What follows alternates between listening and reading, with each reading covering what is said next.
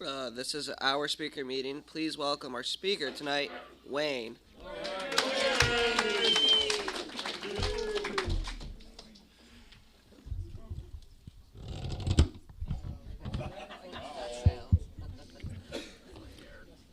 Wayne Butler, alcoholic.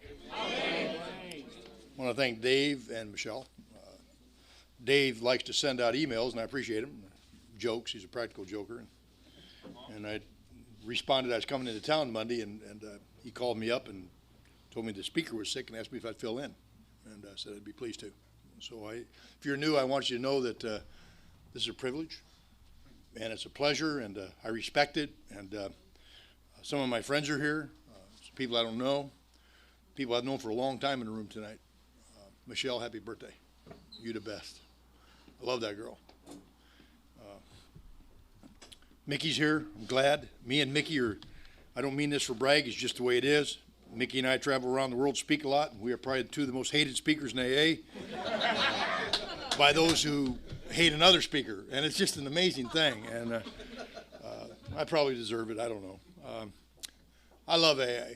If you're new, welcome. I hope you don't judge AA by my presentation tonight.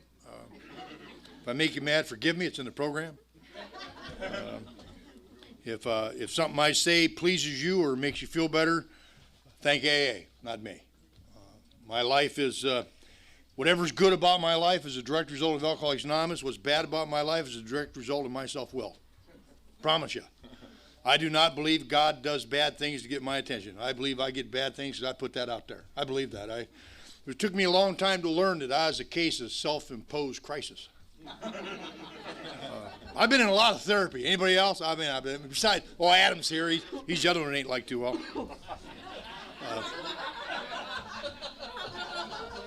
Adam's been in more treatment centers than me, but he ain't been in more psych wards than me. I got ya. Boy, that's something to be proud of, isn't it?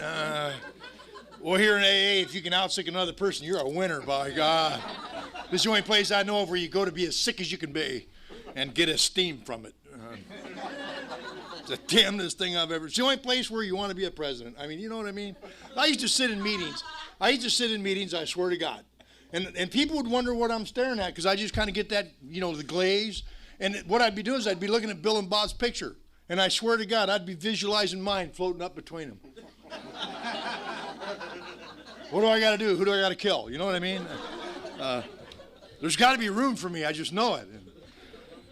I love to drink. I do. I'm not going to lie to you. My sobriety date is November 8th, 1977.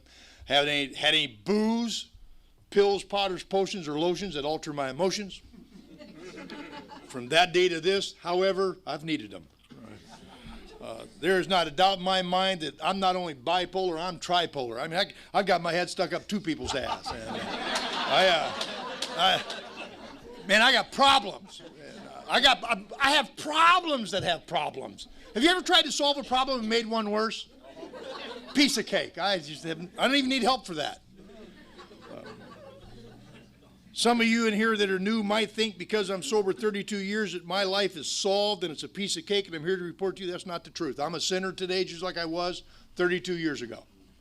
It's just that I don't do it near as much, near as bad, for near as long, unless I like it. I surrender just as soon as I can't stand the pain, no more. I'm sure nobody in this room is like that. I live in St. Petersburg, Florida. I bought a home there a month ago. My home group is the Monday night St. Pete Beach Speakers Meeting. It's a really good meeting. I can't hardly take it. It's Tampa. Young people come over there and take over, and they chant and they chime and they scream, and I do the wave. And it's really a good meeting. If you're ever in St. Petersburg on a Monday night, please come. If you're going to come early, call me. And if you're insane enough, I'll work it out so you speak. I love this deal. Not that speaking is a big deal, but it's a lot of fun. I get to see all you that are judging me. And you don't think I see you, but I do. And I notice the ones that leave when they saw me in a tie. I saw those guys too. That used to bother me. I actually chased a person down the street one time, pissed me off so bad. I said, "Where are you going?" But my ego wasn't involved. And I love to drink. I love Budweiser. I love Budweiser. I swear before God I love Budweiser. I tell you what, I'll tell you how much I miss Budweiser sometimes today. I miss it so much. When I pass by a Budweiser billboard, I swear to God, I slow down and have a moment of silence. It's like, I weep when I see the Clydesdales in a parade. I also like fine wine, Ripple. You newcomers, you don't know about that. They closed that plant down 18 years ago. Chemical plant. Boone's Farm, Strawberry Hill, and little Mad Dog Doocy Doocy. I want you to know here in Culver City, in case you didn't know, there's a condition that goes beyond alcoholism that can kill you as a result of drinking Budweiser, Ripple, Boone's Farm, and Mad Dog Doocy Doocy. It's a condition known as alcoholic terminal diarrhea. I swear before God, I had diarrhea for 6 years. Never got a day off. Now, when you've had diarrhea for 6 years, you damn well better have good decision-making skills and split-second timing, of which I had neither. And when my wife would beat up on me, because, you know, I'm not saying I didn't have it coming. My sponsor informed me I deserved it. But every wife or husband of an alcoholic knows, just by a certain look in your eye, there's that one moment when they know you can't defend yourself, and they're going to kick your ass. And my ex-wife had this inexplicable ability to spot me down the street and get ready. Back then I had a ponytail, believe it or not. It's still there, you just can't see it. I can still feel it brushing on my butt. I came back from Vietnam the second time and grew my hair. I was mad. But she would get, by the way, ponytails aren't good if your wife's mad at you, because it becomes a weapon against you.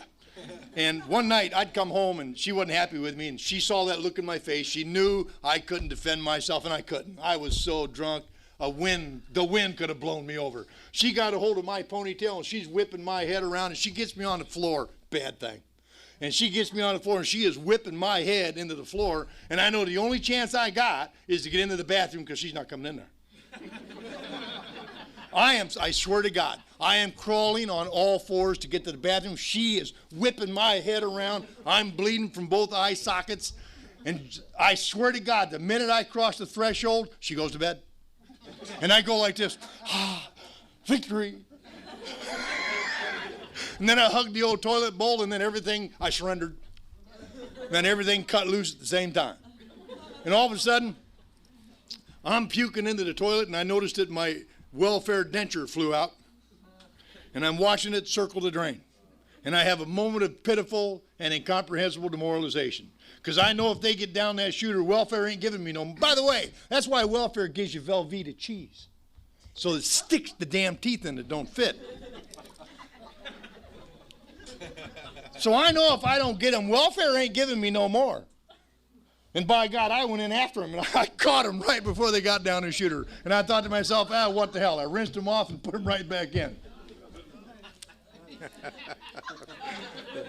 Boy, I sure miss drinking.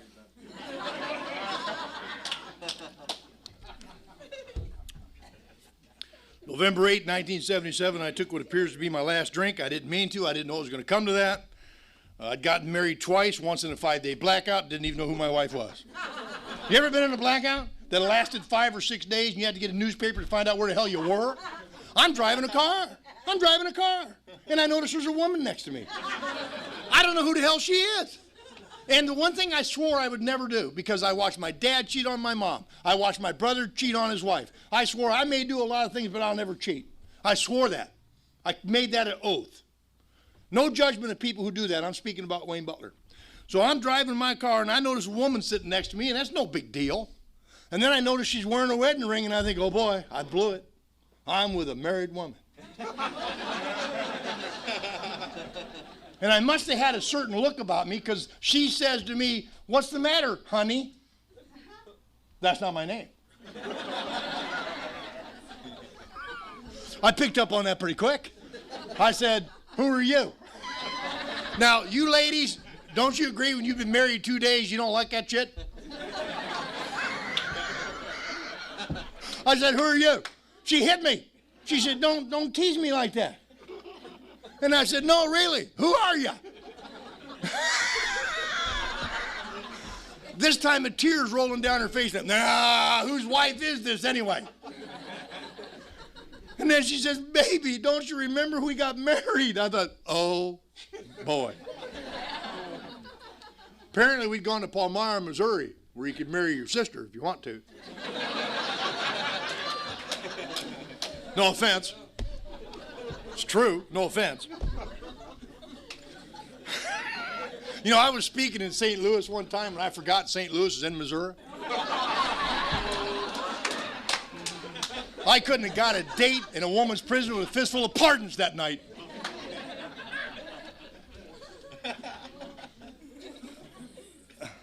You know, blackouts are a booger. I also had trouble with psych. Well, I didn't have trouble with psych wards. They had trouble with me. I really liked it there. Anybody else been in a psych ward? Rubber factory, paper slipper center? I want you to know that family that said they loved me, court committed me twice. But I had so much fun in there, I self-signed in 15 more times. And now I'm going to tell you why, in case you have a little slippy poo. Given the way I drank, the way I smelled, the way I looked, and the way I acted out on the street, I could not get a date with a woman to save my life. But you put me in a co-ed psych ward.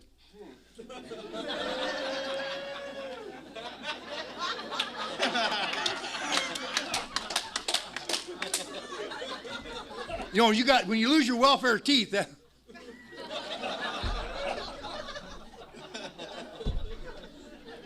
it's my story. I was a pretty charming fella. Oh my God. And if I couldn't fool them with my wiles, I would wait till their Thorazine kicked in. I'd time it. I would. I'd have a plan in place. And I would wait, and by God, I'd be one. And then all of a sudden, it would be time. And I would make my move, and then my Thorazine kicked in.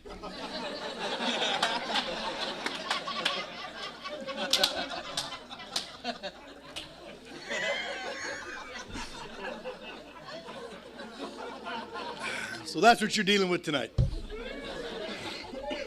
Newcomer, there was something wrong with me, and I want you to know that my theme song, up to and including after I came to AA, was What's Wrong With Me. I mean, I've always been an interesting character. I've always been eccentric. I've always been out there in a parallel universe. And I've always looked at people around me and thought, why am I so different from them? I mean, you don't even got to talk. And I would always be comparing myself. Unconsciously, I would look at the way you're dressed and think I'm a loser. I'd look at the way you talk and I think I'm a loser. I'd look at the girl you're with and think I'm a loser. I remember somewhere around the age of 8 or 9, I remember looking in my mirror at home thinking to myself, Butler, it's too bad, pal. It's going to be a long life. And it's going to be lonely because you are butt ugly. Now, I don't know where that came from. Mother Butler never sat me down and said, oh, you poor little son of a... Oh my God, you are so ugly. Just out of mercy alone, I'd put you back if I could. That is not what my mother said, but that's what I heard when she said terrible things like, Wayne, I love you. And I want to tell you something else too. I had peculiar behavior in school. I was raised in an alcoholic home, and I don't want to go into that because I'm a victim's victim. And I can go into a victim log that would bring tears to your eyes. And as I make you cry, I will manufacture my own tears so you're sympathetic with myself. And what I discovered in Alcoholics Anonymous, and I don't mean to disrespect your pain from your childhood. I'm saying to you that victims don't get the privilege of staying sober. Because we are so busy living in the pain of the past, we can't have any serenity today. And I want you to know something. Alcoholics Anonymous has a solution for those memories. I promise. Because what happened to me as a kid that I'm not going to talk about here, but if you're interested, I'll be glad to talk to you one-on-one. What happened to me as a kid should never happen to any child, but it happened to me. That didn't make me alcoholic, but it put a definite spin on my personalities. I needed to drink when I was 10. I want to share what led up to my first drink, and I'll talk about my last drink. I was peculiar. I had some peculiar behavior. You know, come on, this is a long time ago. I'm 60 years old. This is a long time ago. Back then, they didn't understand alcoholism. They didn't understand the child that grows. They didn't understand. I was acting strange. They didn't even have ADD yet, but we was working on it. I'd have been AD double D is what I'd have been. But I thought, man, I bit my kindergarten teacher, and I knew the other students were thinking about me. You ever do that in kindergarten? It's like I'm sitting there assessing them. In the 1960s, they came out with this IQ test. Anybody remember at my age? Anybody remember the IQ test? Came out in the 60s, I swear to God. They administered it to me to see what was wrong with me. I took that test. I want you to know something. If you score a 150 or above, you're Mensa material. You are think tank material. And I happen to know people such as that. If you score a 180 or a 181, they tell you not to drive. You're too smart. I scored a 57.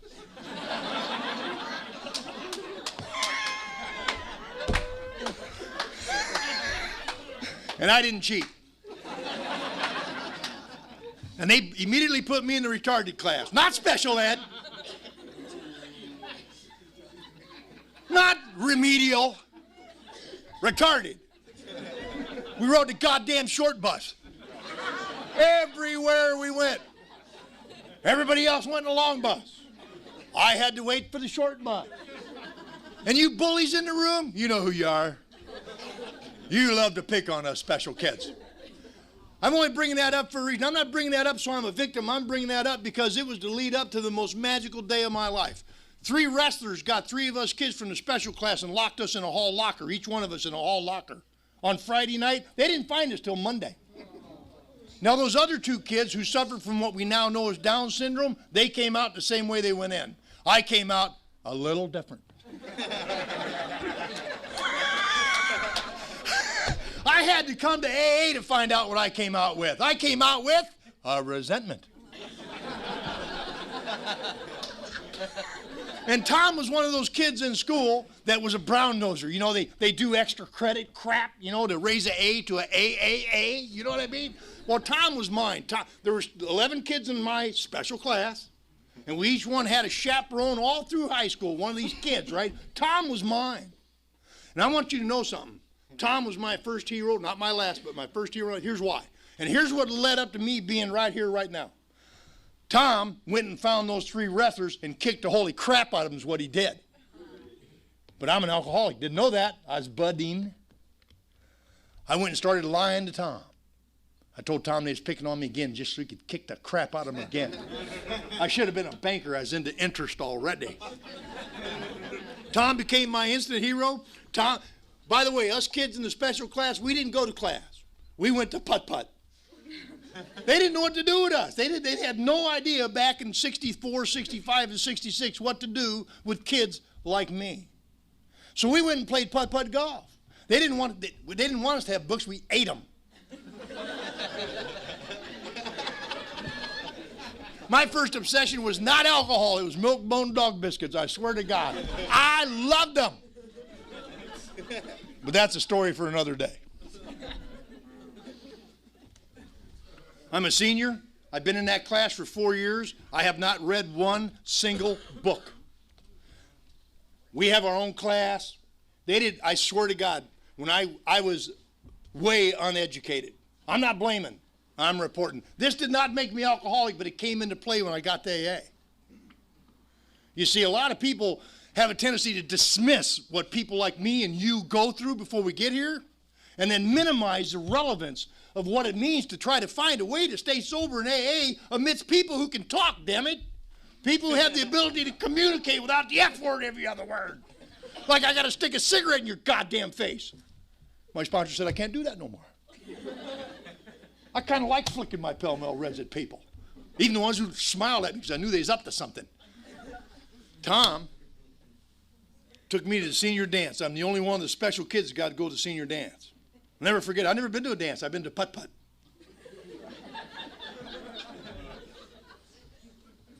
Tom takes me to the senior dance. And I'm watching boys and girls do stuff on the dance floor. I have not been, some of the senior boys invited junior girls because they thought they could get their way with them a little easier. I don't know about this till a little later, but I'm standing there watching everybody dance and have a good time. Tom walks up on me with his coat pulled like this, and he opened it up and he handed me a brown bottle with a red, white, and blue label. Budweiser. He said, "Here, kid, drink this. It'll make you feel better." I'd have drank battery acid for Tom. You hear me? And by the way, I drank the whole thing down in one gulp. And then I said, "Oh my God," after I got done belching, said, "Tom, that tastes terrible. I want a Pepsi-Cola." Tom said, "That's okay, kid. You'll get used to it."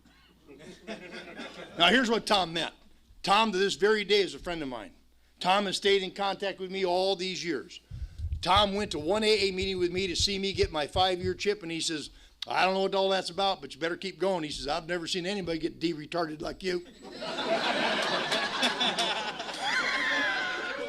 He thinks AA is a de-retarding program. He does. Tom got drunk the first time he drank as a teenager. He drank too much, too quick, got disorientated, thought he was going to the bathroom. He was in the bedroom, pissed in his dresser. Almost went crazy trying to flush it.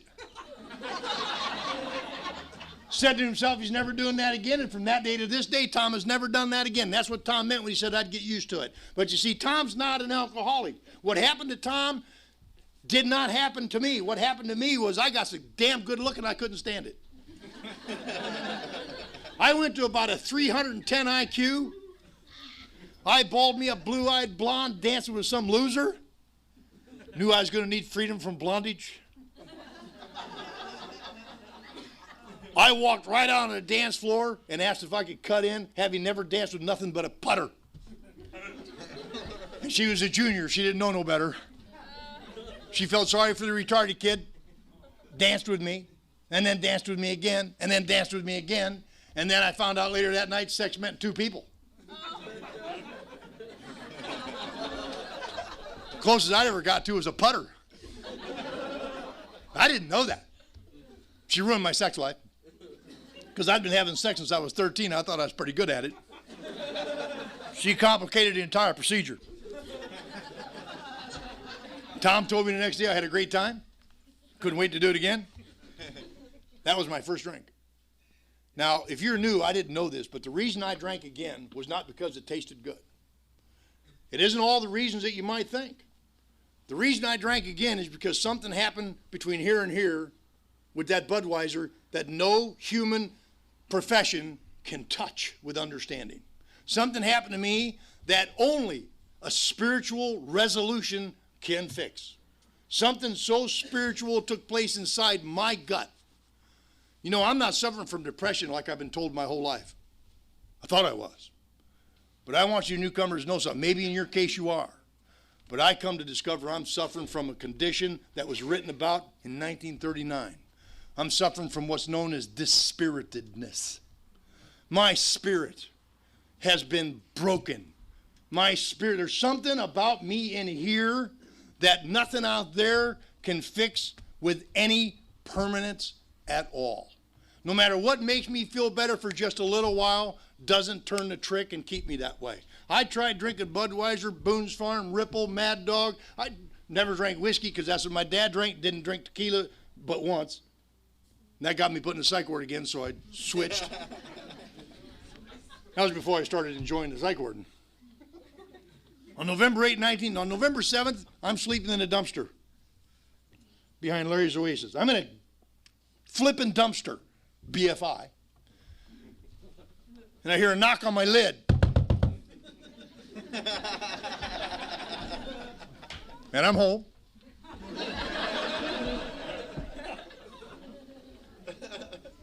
I swear before God. My curiosity got me. I was wondering who's out there. I knew it wasn't a girl. I could try to get him to the door, but I couldn't close the deal. It was the top loader, I think, got to him. When I knew it wasn't a dumpster pickup, man, because when you're sleeping in a dumpster, you better know when they're coming. And so I opened the lid up, I swear to God. I opened the lid up, and there's my dad looking down at me. The man that I hated worse than any human being in the world. The man who put a pistol to my head and said if he ever saw me again, that he would put me out of my misery. He's looking at me. And I'm looking for the pistol because my dad was one of those guys, they only said it once. I'm not like that. I'll give you all kinds of shots at it. My dad was a one guy. He'd tell you once, that's it, and he never forgot he told you. And I'm expecting the pistol to come out. And instead, he's got a look in his face I don't understand. My dad had gone to this cult called A&A, and he was paying a 12-step call on me. I didn't know that. I'm sleeping in the dumpster. And he says to me, Wayne, do you want to come home? I looked around my little room.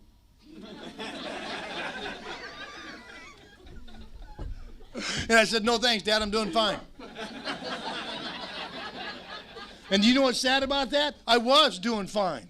Until I saw someone that was civil, I was fine. Until I saw someone who reminded me what life could be like, I couldn't take it. But when I didn't see those people, I was fine. Just, I'm like the guy, it's like my bottom is so malleable. It's like mercury. I can just, since I'm holding the shovel, I can keep digging.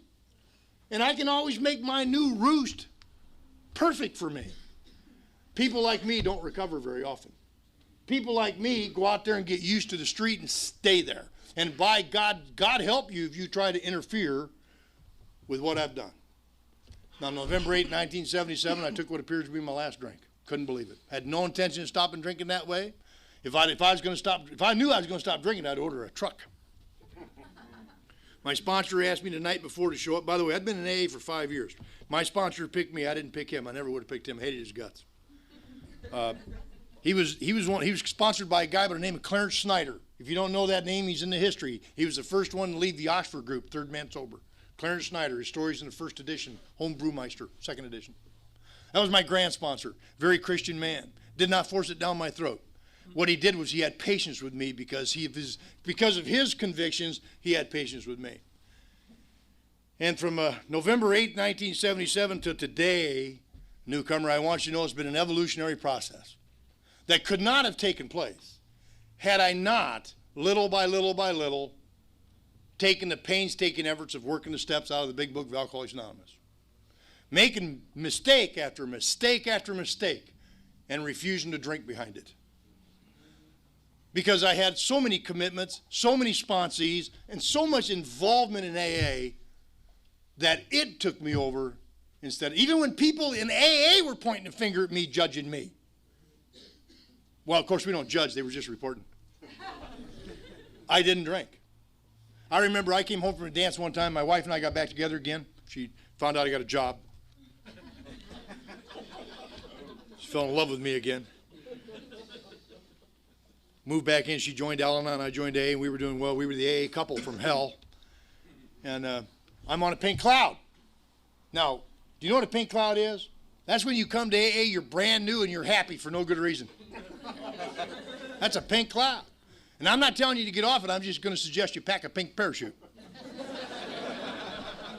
Thank God I had a pink parachute packed, because when I was 5 years sober, I went out to celebrate my 5 years at my home group, and I was going to a dance, and my wife decided not to go with me to celebrate my 5 years. I didn't know why I didn't ask, because I was told not to ask inappropriate questions. So I went to my party, and then I came home about 1 o'clock in the morning, and I heard some noise emanating from my bedroom. And I wasn't in there. It piqued my interest. I heard my sponsor's voice yell, "Don't look in there," as I opened the door. And there is my wife with my sponsee having sex. But it did occur to me that he did say he wanted what I had.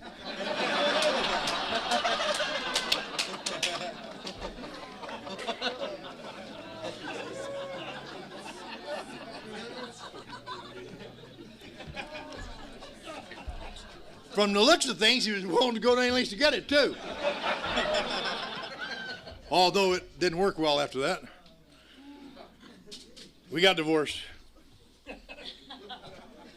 That was 27 years ago. I still miss my sponsee.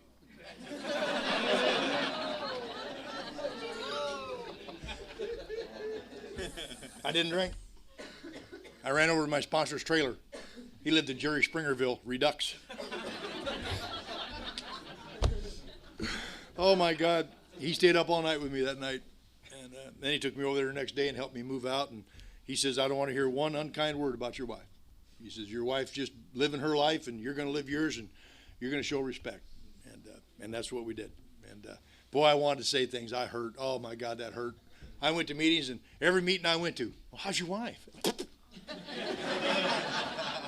They're fine. You know what? That's not banging them out. What I want to say to you is life's in session. I'm not immune from the human condition just because I got sober. My job is how do I stay sober amidst the human condition. How many of you have had a broken heart? Oh my God. I've been in a bundle of tears where I can't move sober. And I am not gonna withdraw and not come to you so you can't see me like that. Because that's when I pick up a drink, isn't it? How many of us are so afraid to let our emotions show because maybe we're not working a program? Oh my God, no, coming here and doing that is working a program. But if you're like me and you don't want people to know you're suffering or that you're hurting, the key is to ask for help and then take it, not to continue to suffer. That's called self-pity. Remember I told my sponsor one time, I think I'm depressed. He said, well, it looks a lot like self-pity to me, but okay.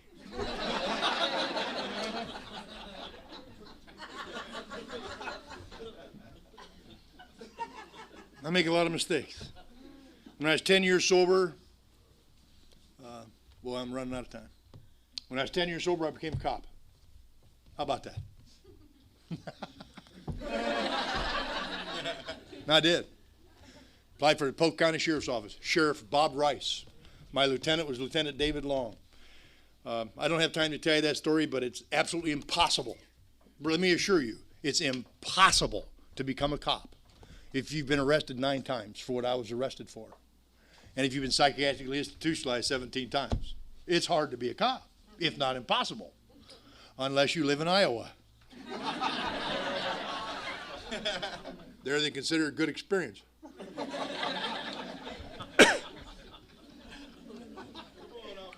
Yes, sir, that's it. I got assigned to drunk driving, and I was good at it. I was good. I could spot them a mile away. I could smell the alcohol wafting in the air. That was the only time I got beat in court. I swear to God. I put down, I was trying to be honest, you know, Mr. Honest Cop. So I wrote down on my probable cause, I smelled the odor of ethyl hydroxyl wafting in the air from the car in front of me. I pulled him over and gave him the stand and blah, blah, blah. His lawyer says, Officer Butler, do you expect this court? And then the judge leaned in and said, yeah, do you? Like he knew it was coming. He says, you expect the court to believe that you can smell alcohol in the air and identify which car it's coming from? I said, yep. Yes, I do. He said, case dismissed. Why do I bring that up? Because for 5 years I got to do 12-step work. You know, I want you to know something. I rode in the back seat. I know what that's like. And I also want you newcomers to know it's a long walk from the back seat to the front seat. I also want you to know the view's better from up front. But I had the privilege of 12-stepping 37 members of AA today. 37 in 5 years' time, men and women alike, that got released to the court system to AA because I'm the one that arrested them. And I don't mean that for brag. God uses us in his service when we allow ourselves to be put where he wants us to be. And sometimes my ego doesn't want to go there. I was not a popular person in AA as a cop. I want to assure you of that. I stopped getting invited to AA parties.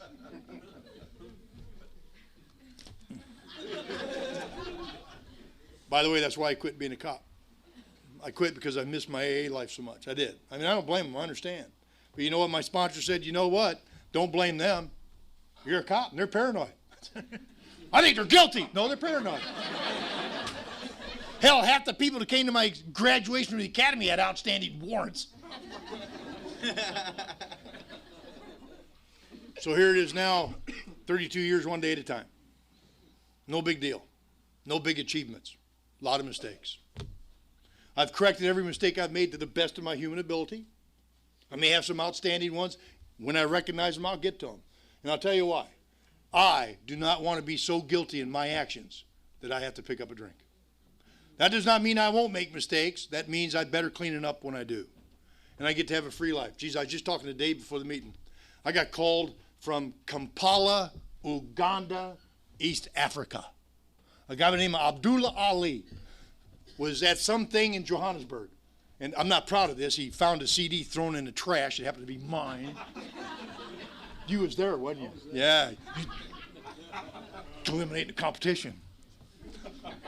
He calls me up and he says, we'd like you, Mon, to come to Kampala next year. I said, well, where is that? Isn't that East Africa? And he says, yeah, Mon. And I said, I don't mean no disrespect, but ain't they killing white people over there? No, that's what I said.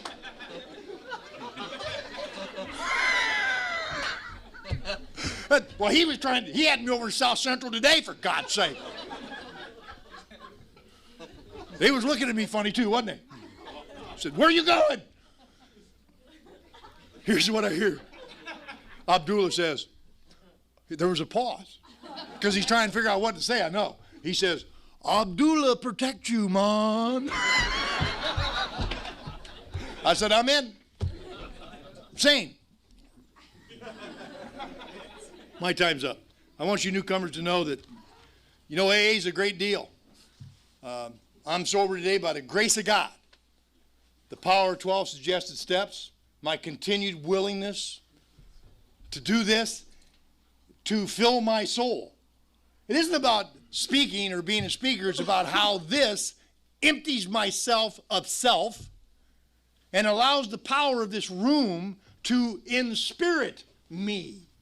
We have a short word for that, inspire. But you see, when my spirits are down, and they were just 3 months ago, my spirits were hitting the tank, I came to you. That isn't what I used to do. I used to go to the bar. This time I came to you, and I stayed with you. Now my spirits are coming back. And as long as I stay right here and continue to try to carry this message, however broken it might be, hanging out with my friend Billy, we hung out all day today. We had a great time. I love my friends in AA. And if you're new, I want you to know something. We become so close. We don't even got to talk. We just look at each other. We may have not seen each other for a year, but we just look at each other and nothing more needs to be said. We're up to date. Thanks.